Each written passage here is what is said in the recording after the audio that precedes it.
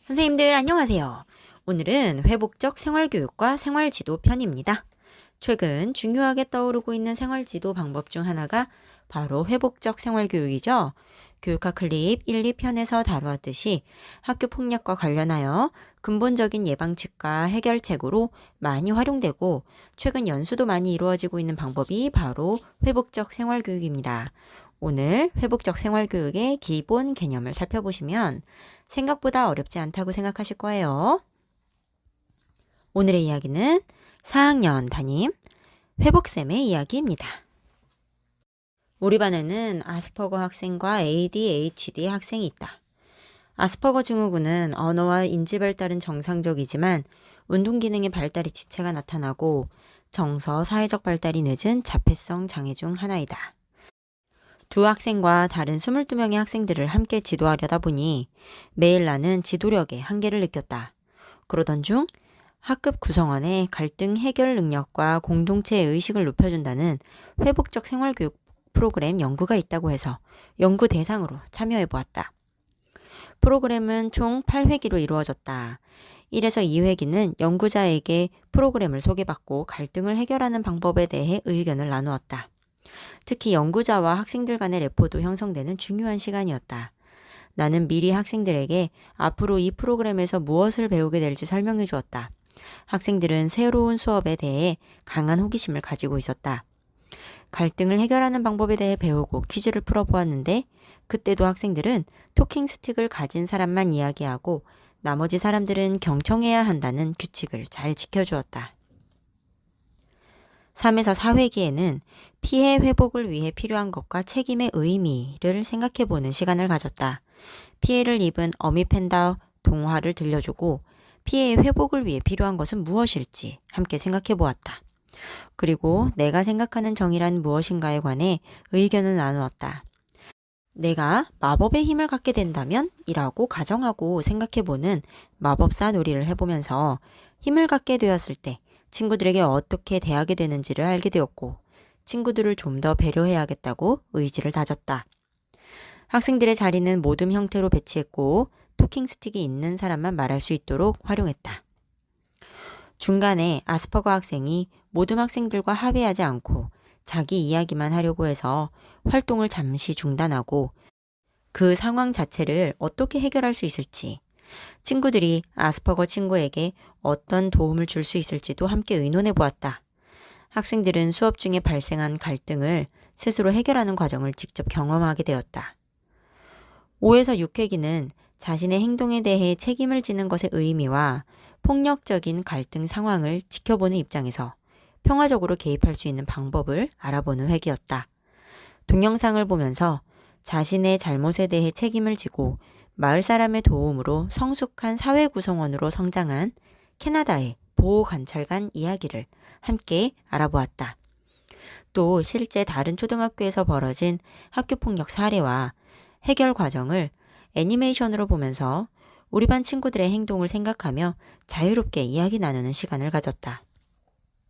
아이들은 영상 속 친구들의 모습에서 어떤 점이 이해할 수 없었는지 또 우리 반 친구들은 어떤 장점이 있는지를 느끼며 우리 반이라는 공동체의 자부심을 배워갔다. 7에서 8회기는 공동체 의식 증진을 위해 서클, 즉 학급 회의를 하고 공동체 약속을 정하는 시간이었다. 학생들은 자신을 동물에 비유해보면서 우리 반이어서 행복했던 순간과 고마운 사람에 대해 이야기를 나누었다. 앞으로 더 평화롭게 지내기 위해 필요한 약속을 정해 약속나무도 만들었다. 또 앞으로 회복적 성찰문, 학급회의 서클, 갈등 해결을 위한 질문하기 등을 프로그램이 끝난 후에도 실천하겠다고 약속했다. 이 프로그램을 하면서 학생들에게 우리 반에서 일어나는 갈등을 스스로 해결하는 방법을 가르칠 수 있어 정말 좋았다. 또 자유롭게 대화하는 서클을 통해 내가 그전에는 몰랐던 아이들의 새로운 모습도 알 수 있었다. 무엇보다 아이들 스스로 책임을 지고 피해를 입은 학생들을 존중하며 사과할 수 있게 되어 큰 성장이 있었던 것 같다. 이번 프로그램을 통해 배운 점을 앞으로 아이들과 함께 잘 활용해 봐야겠다. 오늘의 이야기에서 회복쌤 반 아이들이 했던 프로그램은요. 논문, 회복적 생활교육에 근거한 활동 중심 갈등 해결 프로그램이 초등학생의 공동체 의식에 미치는 효과 연구에서 실제로 이루어졌던 프로그램입니다. 그리고 마지막에 회복쌤이 말씀하신 느낀 점 역시 프로그램에 참여하셨던 초등학교 담임선생님이 직접 남기신 말이었답니다. 회복적 생활교육이 어떻게 이루어지는지 궁금했던 분들을 위해 실제 사례를 가져와 봤어요. 이해하기가 더 쉬우셨을지 모르겠네요. 그럼 지금부터 이론적인 내용을 자세히 살펴볼게요. 회복적 생활교육에 대해 자세히 살펴보기 전에 생활지도의 기본 내용부터 정리해 봅니다. 생활지도라는 것은 학생들이 바르게 생활할 수 있도록 돕는 교사의 전문적인 지도 활동입니다. 전문적이라는 말은 원리와 방법, 과정이 특별히 있다는 말이죠. 생활지도의 기본 원리에 대해 알아볼게요. 첫째, 자아실현의 원리. 생활지도의 목적은 자아실현입니다. 둘째, 수용의 원리. 무조건적이고 긍정적인 존중으로 인간의 존엄성이 수용되어야 하고요. 셋째, 인간관계의 원리. 생활지도는 교사와 학생 사이의 인간관계로부터 출발합니다. 그래서 오늘 이야기의 연구에서도 1, 2회기에서는 연구자와 프로그램 참여 학생들 간의 레포 형성부터 시작했어요. 넷째, 자율성의 원리. 스스로 문제를 해결할 수 있는 자율적 태도를 중시하고요. 다섯째, 적응의 원리. 생활지도는 능동적인 생활 적응을 위한 과정입니다.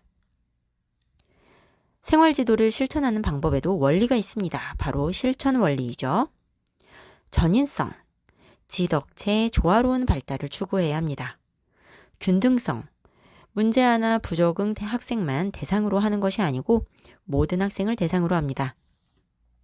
적극성, 소극적 치료보다 적극적 예방에 중점을 두고요. 과학성, 객관적인 방법과 자료를 기초로 지도합니다.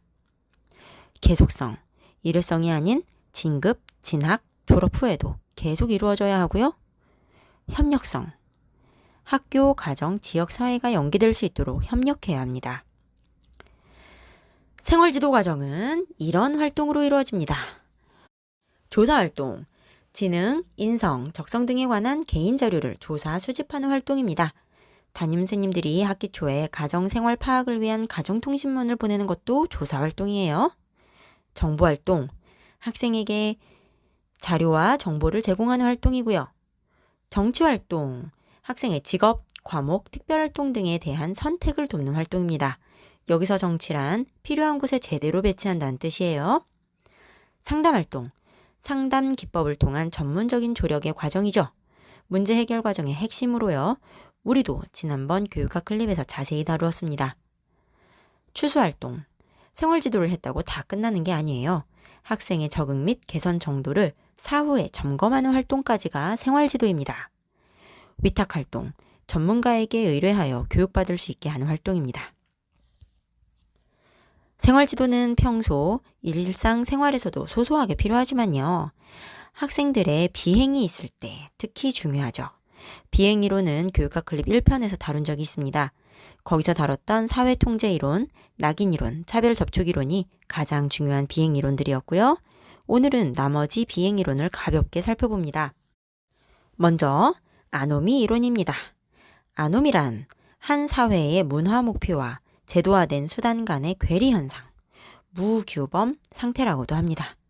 사회는 급격히 변화하는데 규범이 따라가지 못해서 도덕적인 판단이 불가능한 상태를 말합니다. 한마디로 목표로 하는 문화 수준과 제도나 현실 상황이 다르다는 거죠. 가정 환경 등으로 정당한 방법으로는 사회 가치를 달성할 수 없는 일부 학생들에게 아노미 상태가 발생하여 좌절감이 생기고 비행이 일어난다는 이론입니다. 비행 하위 문화 이론은요.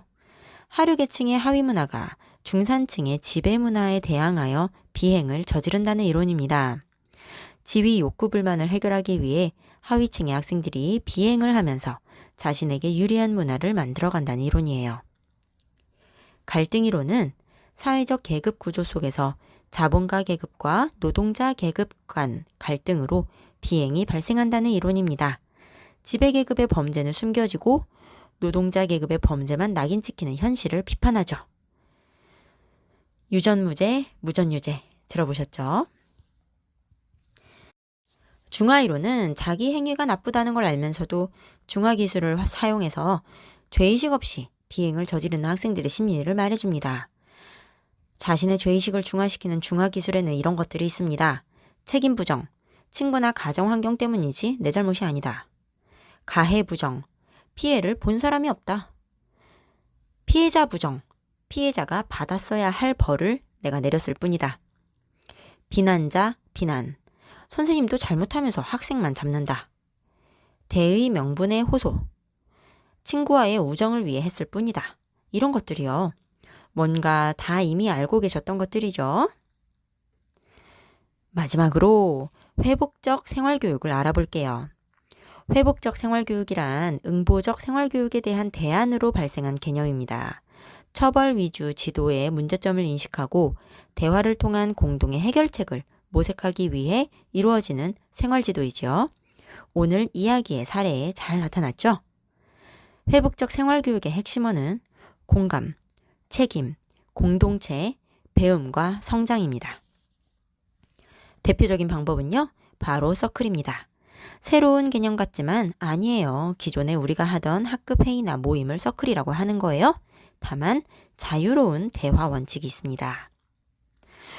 모든 사람이 순서대로 자신의 감정과 입장을 나 대화법으로 말한다는 것, 다른 사람의 이야기에 끼어들거나 판단, 비난, 금지, 토킹 스틱을 가진 한 사람만 자신의 이야기를 하고 다른 사람은 경청하고 반응해야 한다는 거죠. 회복적 질문을 사용하는 것도 중요한 방법입니다. 과거에 초점을 맞춘 질문, 예를 들어 그 당시 너는 어떤 느낌이었니? 등의 질문을 하고 현재, 미래에 초점을 맞춘 질문, 지금 너는 어떻게 느끼니? 문제를 해결하기 위해 무엇을 할 수 있겠니? 같은 질문을 대화에 적극 활용하는 거예요. 회복적 생활교육은 고정된 단계나 모형이 있는 것 같지는 않아요. 하지만 회복적 생활교육을 반영한 교육 프로그램이나 문헌들을 보면 대체로 이런 과정으로 이루어집니다. 1단계, 평화로운 교실, 기본 환경 구축. 2단계, 회복적 문화 조성. 이때 적극적 경청과 비폭력 대화를 배울 수 있습니다. 적극적 경청은 비판이나 판단 없이 그대로 수용하며 자신이 이해한 바를 상대에게 다시 전하는 걸 말해요. 비폭력 대화는 비난이나 비판 없이 자신이 느끼는 것, 부탁하고 싶은 것을 표현하도록 하는 건데요. 비폭력 대화라는 책도 유명하니까 합격하시고 한번 읽어보세요. 그리고 학급 자치 서클을 운영하는 것도 회복적 문화 조성의 중요한 방법입니다. 3단계, 갈등 발생 시 회복적 관계를 맺는 방법 배우기. 여기서 회복적 질문, 회복적 대화, 회복적 성찰문, 회복적 학부모 상담 등을 추가로 활용할 수 있어요. 4단계, 서클 운영. 다양한 서클을 운영할 수 있습니다. 신뢰 서클은 내가 누구인지, 무엇이 중요한지, 어떤 삶을 살아왔는지 대화함으로써 서로의 공통점을 발견하고 유대감을 느끼는 거예요. 문제 해결 서클은 교실 내 생활 속 각종 문제 해결을 위한 대화 모임을 말하고요. 수업 서클은 수업 주제 학습을 위한 대화 모임입니다. 회복적 대화 모임은 학폭위가 열릴 정도로 심각할 때 학교 내에서 문제 해결을 하기 위해 공식적으로 운영하는 모임을 말해요. 가해 학생과 피해 학생이 함께 모여 궁극적인 관계 회복을 위해 대화하고 약속하는 과정이 필요합니다. 이때 전문적인 교육을 받은 조정자가 있어야 해요. 오늘은요, 이야기에서 다루었던 연구 논문에서 중요한 부분을 자료 파일에 특별히 발췌해서 넣어보았어요. 교직 논술을 쓰실 선생님들께 필요한 부분을 발췌해 보았으니 평소에 영상만 보셨던 선생님들도 오늘 자료는 블로그에서 다운받아서 발췌문을 한번 읽어보시길 추천드려요. 선생님들 고맙습니다. 시험이 얼마 안 남았는데 끝까지 멘탈 관리, 건강 관리 잘 하시면서 버티시면 결국 합격하실 거예요. 오늘도 바쁜 와중에 시간 내어 들어주셔서 고맙습니다. 선생님들 사랑해요. 합격! 고맙습니다.